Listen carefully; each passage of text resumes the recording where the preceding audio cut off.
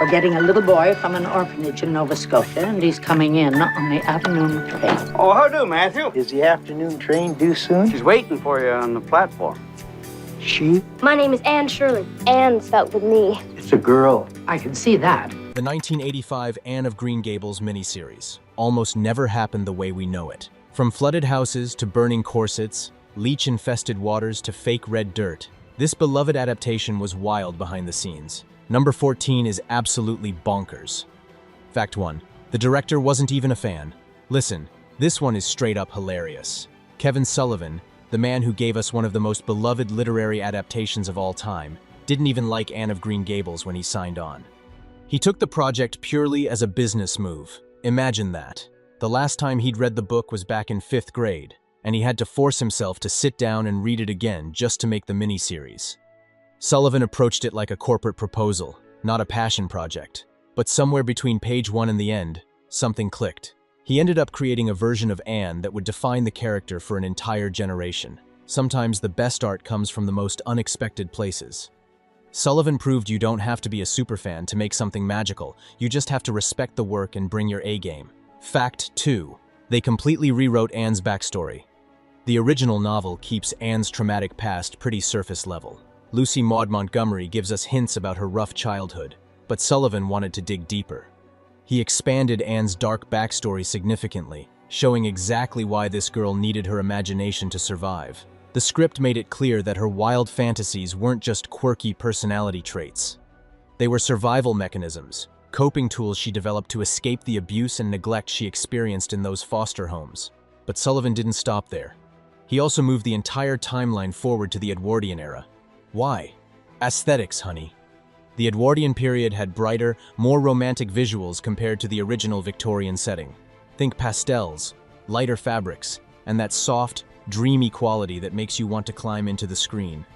It was a calculated choice to make the world of Avonlea feel even more enchanting and beautiful on camera. Fact 3. Finding Anne was like finding a needle in a haystack. Over 3,000 girls auditioned for the role of Anne Shirley. 3,000. That's a small town's worth of red-headed hopefuls, all dreaming of becoming everyone's favorite orphan. The casting process was intense, exhaustive, and honestly kind of brutal. Then Megan Follows showed up to a callback late and completely flustered. Her house had literally flooded that morning. She was stressed, frazzled, probably still damp, and definitely not in the calm, collected headspace most actors try to bring to auditions. But here's the thing. That chaotic energy was exactly what they needed. Sullivan saw her high-strung, anxious state and thought, that's Anne, the girl who talks a mile a minute, who feels everything way too deeply, and who can't quite get her emotions under control. Megan's real-life disaster became her ticket to television history. Fact 4. Playing 2 ages in one day. Filming schedules are tough, but Megan Follows had it especially rough. Because of location constraints and the way they had to organize shoots, she often played 12-year-old Anne and 16-year-old Anne on the same day.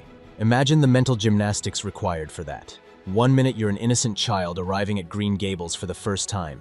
The next minute you're a young woman dealing with academic rivalry and confusing feelings about Gilbert Blythe. Megan said she used her costumes and hair as what she called steering wheels to shift her personality and performance. The physical transformation helped her brain switch gears. When she had the braids and younger clothes on, she channeled that wide-eyed wonder. When they put her in the older costumes with the hair up, she could access that more mature, slightly more refined version of Anne. It's actually brilliant when you think about it. She turned the wardrobe into a psychological tool. Fact 5. Gilbert was discovered in high school. Jonathan Crombie wasn't some seasoned child actor when he landed the role of Gilbert Blythe. He was just a regular teenager doing a high school production of The Wizard of Oz when a casting director spotted him. No extensive resume, no years of training, just raw potential and that boy-next-door charm that made him perfect for Gilbert. He was so green that he literally shook during his first scenes. You could see him trembling on camera, but instead of replacing him, Sullivan worked with him and coached him through it. And honestly, that nervousness kind of worked for the character. Gilbert in the early parts of the story is supposed to be a bit unsure, a boy trying to figure out how to get Anne's attention without making a complete fool of himself. Crombie's real inexperience translated into an authentic performance that felt genuine rather than polished. Fact 6. Colleen Dewhurst took the role against advice. Colleen Dewhurst was a serious actress with a serious reputation. When her agent heard she was considering playing Marilla Cuthbert in a Canadian TV miniseries, they straight up told her not to do it. It wasn't prestigious enough, they said. It wouldn't help her career, they said. Dewhurst ignored them completely. She took the role out of pure nostalgia, because she'd loved the books as a child and wanted to be part of bringing that world to life. And thank goodness she did, because her Marilla is absolutely iconic. She brought such depth and quiet strength to the character. Dewhurst was also known for using placeholders when she forgot her lines. Instead of stopping the scene, she'd just say something like thing or whatnot and keep going, trusting that the emotion would carry through.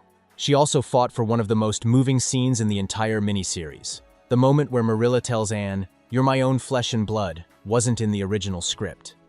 Dewhurst insisted they add it, knowing that Marilla needed that emotional release, that moment of vulnerability. She was absolutely right. Fact 7. They cast a real child to get real tears. The scene where Minnie May Barry has the croup is genuinely terrifying. That little girl's distress feels so real because, well, it was. Sullivan cast his own 4-year-old niece for the role, and her tears in that scene were completely genuine. Now, before you get worried, they didn't actually hurt the child or anything. But they did put her in an intense, unfamiliar situation with lots of adults, cameras, and stress. And she reacted the way any scared 4-year-old would. It's a controversial choice by today's standards, for sure. We're much more careful now about how we work with child actors and making sure they're comfortable and protected on set. But Sullivan wanted authenticity, and he got it. That scene still makes people hold their breath when they watch it, because that fear feels real. Fact 8. The puff sleeves required engineering.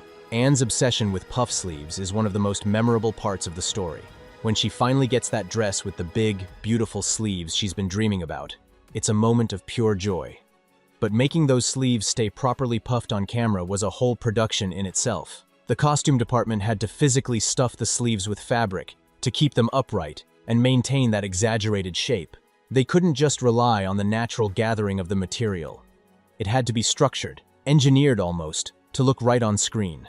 And here's a bonus detail that's absolutely perfect. Megan Follows hated her corset so intensely that when filming Wrapped, she threw it into a bonfire and watched it burn.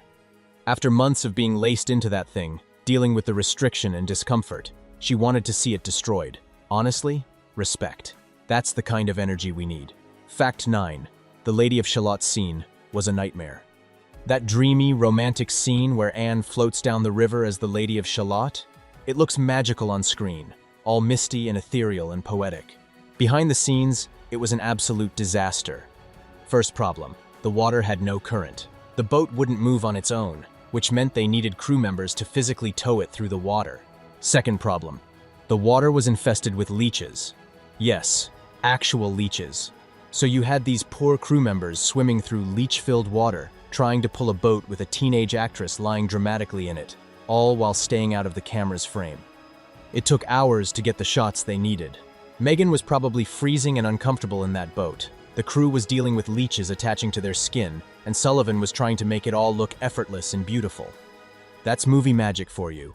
What looks like a peaceful, contemplative scene was actually a logistical nightmare involving parasites and cold water. Fact 10. They filmed with stand-ins before the casting was final. Some of those gorgeous landscape shots that establish Avonlea's beauty, they were filmed before the lead actors were even officially signed. Sullivan used body doubles to capture those wide shots of Anne running through fields or walking along fences. He knew what visual tone he wanted for the series, and he wasn't about to wait for contracts to be finalized. It's a smart move from a production standpoint. Those establishing shots don't need the actors' faces, just the right silhouette, the right movement, and the right costume against the landscape. By filming them early, the crew could take advantage of optimal weather and lighting conditions. But it's also kind of wild when you think about it. The Anne in some of those shots isn't even Megan Follows. It's just someone who happened to be the right size and shape, running through a field in Prince Edward Island. Fact 11. The red roads were completely fake. Prince Edward Island is famous for its distinctive red soil, but most of the miniseries was actually filmed in southern Ontario, which doesn't have red soil. The solution? The crew literally dyed the dirt roads red to mimic PEI's landscape. They had to ensure the dye looked natural, wouldn't wash away in rain, and photographed correctly on camera, All that effort just to create the illusion of authentic Prince Edward Island. Fact 12. Green Gables was actually 3 different places. The iconic Green Gables house doesn't exist as one complete structure. One house provided the front exterior, a different building was used for the back, and all the interiors were built on a soundstage. That cozy kitchen and Anne's bedroom, all set. But the magic of editing makes it feel like one real, lived-in place you could actually visit. Fact 13. There's a German version with extra footage. A version produced for German television includes 9 minutes of additional footage that North American audiences have never seen, plus 2 German actors who don't appear in our version. What's in those extra minutes remains mysterious. Different subplots? Nobody talks much about it, which makes you want to hunt down that German broadcast to see what we've been missing. Fact 14. They completely reshot the ending. The original ending of the miniseries was totally different from what we see today. Sullivan filmed a version where Gilbert makes a joke about his red hair, trying to lighten the mood after everything Anne and the Cuthberts had been through. It was meant to be a sweet, funny moment to close out the story on a cheerful note. But when Sullivan watched it back, he hated it. He thought it felt too much like a sitcom, too cutesy and artificial for the emotional journey the characters had been on. So he made the decision to reshoot the entire ending. The finale we know now is quiet, emotional, and intimate. It's about connection and unspoken understanding, rather than jokes and easy laughs. That choice to reshoot completely changed the tone of the ending. Instead of ending on a laugh, it ends on genuine human connection that feels earned and true to the characters. It's the difference between a good ending and a perfect one. Sullivan's willingness to spend the extra time and money to get it right, that dedication to emotional truth, is probably why the miniseries has endured for almost 40 years. If these facts made you want to rewatch the miniseries immediately, drop a comment and let me know which one surprised you the most. And if you know any other wild behind-the-scenes stories from Anne of Green Gables, share them because I'm always hungry for more. Don't forget to like this video and subscribe for more deep dives into your favorite classic movies and shows. Trust me, there's so much more to uncover.